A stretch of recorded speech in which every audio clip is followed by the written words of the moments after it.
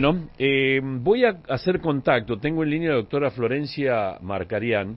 Es especialista precisamente en temas referidos a lo previsional. Ha escrito muchas notas, es una persona muy requerida por distintos medios. Y creo que hoy, más que nunca, está en vigencia, sobre todo por todo lo que ha pasado, más la devaluación y todo lo demás, los exiguos haberes que reciben los jubilados. Así que de ese tema vamos a hablar. Doctora, ¿cómo le va? Buenas tardes. ¿Cómo está usted? Muy buenas tardes, un placer estar con ustedes. Gracias por atendernos. Bueno, ¿qué cantidad hay de gente que cobra la mínima en la República Argentina? ¿Y si es mucha diferencia en cantidad aquellas personas que tienen reciben, creo que más arriba de 1 millón, ¿no? Hasta 4 millones de pesos de jubilación. Son muy pocos los que están cobrando por encima de ese monto, ¿no? De más de 1 millón habrá alrededor de 10.000, 11.000 personas. Ah, muy poco, sí. De la totalidad de los jubilados, el 86% cobra por debajo de 200.000 pesos. Y son alrededor de 4,5 millones, 5 millones los jubilados y pensionados que cobran el haber mínimo. O sea que el grueso de los jubilados cobra el haber mínimo. Todos por debajo de debajo de los 200.000 pesos. Claro, ni siquiera llega a una canasta básica, ¿no? No, tal cual. Y también teniendo en cuenta que la línea de pobreza en diciembre del 2023, tomando en cuenta la canasta básica de ese momento, estaba en 160.000 pesos. Doctora, ¿y esos niveles, de acuerdo a lo que viene viendo y seguramente tiene esas curvas, la viene analizando usted, con esta progresiva aumento de la inflación, más la devaluación que pasó y que se anunció a la semana después de haber asumido el gobierno, va en una picada descendente, obviamente, los saberes de los jubilados, porque hasta aquí no ha habido ninguna información ni ningún dato que aporte algo como para que sea una medida anticíclica para lo que están viviendo los jubilados. 55.000 fue, pero si tenemos en cuenta la devaluación, estamos hablando de 15.000 pesos, no de 55. Y 55.000 pesos en diciembre que se vuelven a repetir en el mes de enero, que de todas maneras es una buena noticia que les hayan otorgado el bono, porque había gente, jubilados y pensionados también, muy angustiados porque mientras no se confirmaba el bono, no sabían cómo iban a hacer para poder hacer frente a los gastos de alquiler y a los gastos de servicio. Claro. O sea, cuestiones muy esenciales, ¿no? Para lo que hace para poder llevar adelante una vida y muy austera también. Y más teniendo en cuenta que en el 2023 los aumentos de los jubilados fueron de un 110% contra una inflación del 211%. Entonces, es muy evidente la pérdida del poder adquisitivo de los jubilados. En ese sentido, le preguntaba recién si es que usted vislumbra algún cambio para tratar de que no impacte demasiado, porque estamos hablando de la inflación del mes de diciembre, que fue de casi un 30%. Enero, dicen los especialistas, que puede rondar casi el 50%. Estamos en una descendente de utilidad de los fondos de los jubilados, evidentemente, si es que hay algo que puede atemperar eso. La propuesta por parte del gobierno sería modificar la ley de movilidad. Esta es una de las propuestas que figura en la ley ómnibus. Y mientras tanto, mientras se discute esa nueva fórmula de movilidad que vendría a ser superadora, ¿no?, de las que ya han existido, la idea sería dar aumentos por decreto. Pero siguen faltando las precisiones, ¿no? Hay anuncios con respecto a los jubilados, pero faltan definir estas cuestiones, porque hoy sabemos la composición de la fórmula de movilidad, que es un 50% de la recaudación del ANSES, el otro 50% de la variación salarial, dependiendo de cuál de los dos índices del mayor porcentaje.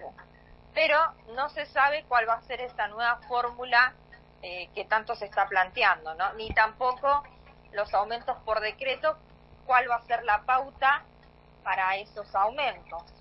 Claro. Por lo pronto, se espera, mientras siga vigente la fórmula de movilidad, que haya un aumento en marzo. Esa fórmula de movilidad, y en este estado que estamos todavía de indefinición porque no sabemos qué va a pasar en diputados, no sabemos qué va a pasar en la Corte con esto, si se queda firme o no, la verdad que hay una... Mientras tanto, en el proceso que un activo pasa a ser jubilado, ¿qué es lo que le pasa administrativamente en ese sentido? ¿Hay un impasse, hay un stand-by o se jubila con lo que hoy está vigente? Se jubila con la fórmula hoy vigente, pero están perdiendo alrededor de un 45% de lo que tienen en actividad, ¿no? O sea, una persona que está hoy en actividad y en un mes se va a jubilar, va a estar cobrando el 55% de lo que estaba cobrando cuando estaba en actividad. ¿Eso por esta modificación? No, esto sin la modificación. La idea es justamente que con la nueva fórmula le puedan hacer por lo menos frente a la inflación. Pero ¿y cómo sería? Porque el gobierno lo que propone es un aumento por decreto, no con una variable que quede fija. No, mientras se discute esa fórmula de movilidad, los aumentos serían por decreto, pero no han dado las pautas para ese aumento, ¿no? Sería una buena práctica quizás tener en cuenta la inflación del mes anterior y habrá que ver con qué periodicidad van a darse esos aumentos, ¿no? Claro. Hoy en día los aumentos son trimestrales, habrá que ver por decreto si se hace mensualmente tomando en cuenta la inflación o cuál es esa pauta que se va a tener en cuenta.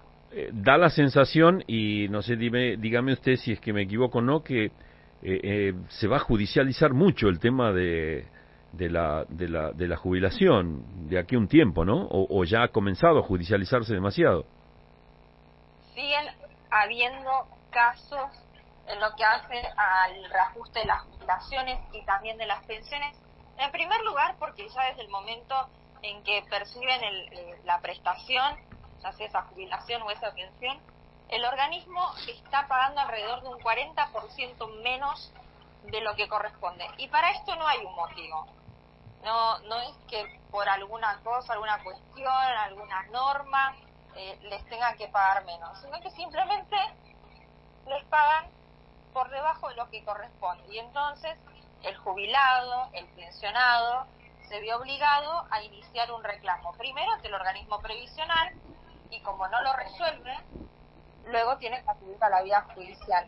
Y también hay muchos juicios y nuevos juicios por la pérdida del poder adquisitivo que se dio en el marco de la suspensión de la fórmula de movilidad que rige hoy en día en la época de la pandemia, en el 2020, sí. Porque cuando reanudaron esa fórmula de movilidad en el 2021, los aumentos se dieron en base a esos decretos, no a lo que hubiera arrojado la fórmula que estaba vigente.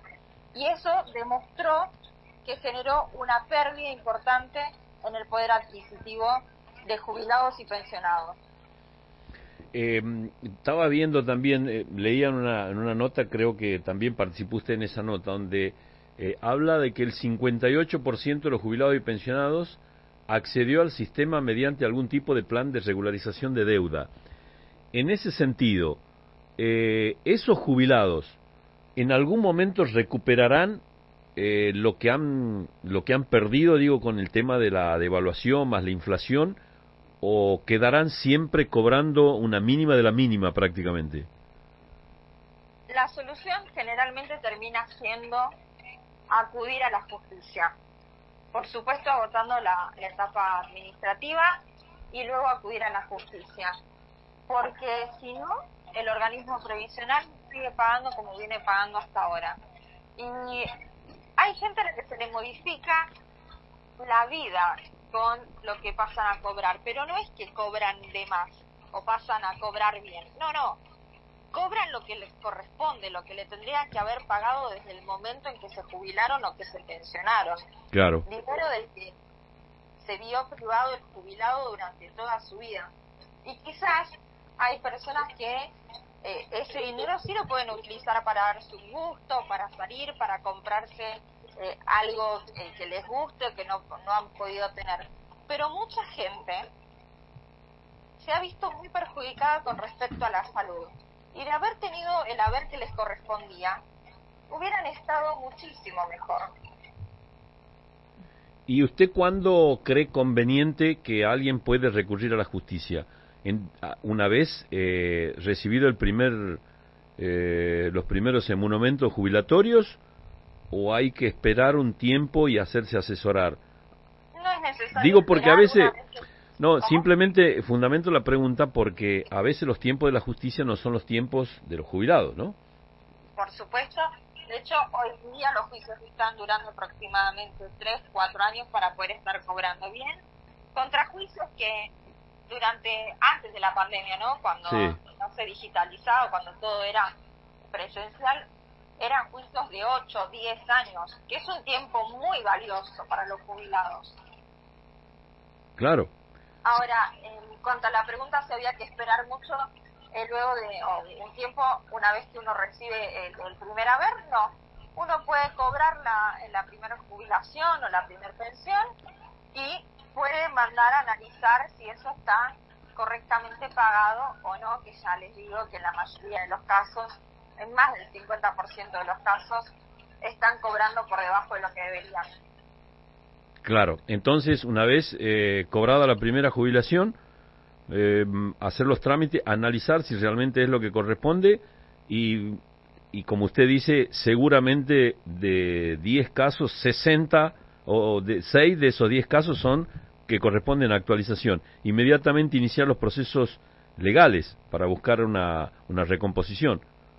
Sí, es un buen consejo el iniciar el reclamo en los casos en que hay diferencia, por supuesto, porque a veces la gran preocupación que tienen los jubilados es el tema del tiempo, ¿no? ¿Cuánto va a durar? O claro. Quizás le parece mucho tiempo, 3-4 años, que es realmente tiempo. Pero en 3 años van a estar cobrando todo eso que no estuvieron cobrando desde el momento en que se jubilaron, ¿no? O sea, el haber que les corresponde. Y el haber del retroactivo, ¿no? Que hay un retroactivo a partir de 2 años antes de que se inicie el reclamo. Claro. Que con ese dinero generalmente pueden darse algún gustito. Claro. Pero lo que les interesa más que nada es el haber, ¿no? Lo que van a cobrar mes por mes. Claro, claro. La última consulta que le hago. Recién usted dijo el retroactivo.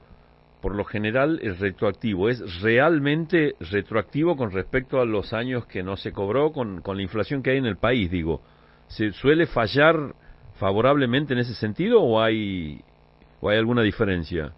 Desde que uno inicia el reclamo en el organismo previsional, 2 años antes, por ejemplo, si un jubilado hoy presenta el reclamo y luego inicia el juicio, el retroactivo va a ser desde el 2022 hasta el momento en que le pagan y además también se pagan intereses, por supuesto. Claro, sí, entendiendo la variación en la inflación en la Argentina, obviamente tiene que ser así. Doctora, le agradezco la gentileza y si no he preguntado algo que sea de interés para los jubilados y ha quedado ahí, ¿qué le puede aconsejar usted para aquellos jubilados que están escuchando y que están en este proceso también? Algo importante porque hemos recibido muchas consultas respecto a aquellos que están llegando a la edad jubilatoria y les faltan años de aportes, que sepan que pueden consultar, que pueden sacar turno para obtener la jubilación, y para aquellos que les faltan hasta 10 años para llegar a la edad jubilatoria, pero saben que no llegan con los aportes, bueno, que sepan que pueden ir comprando los aportes que les faltan, que es importante aprovechar la ley de moratoria que hoy sigue vigente, pero que si en algún momento se conversó esta posibilidad de a futuro eliminar las moratorias. Entonces, hoy que existe esta ley y que se puede utilizar, que la aprovechen. Bien, doctora, ha sido muy gentil en atendernos, ¿eh? Muchísimas gracias a ustedes, que tengan una excelente tarde. Gracias, muy amable. La doctora Florencia Marcarián es especialista precisamente en temas previsionales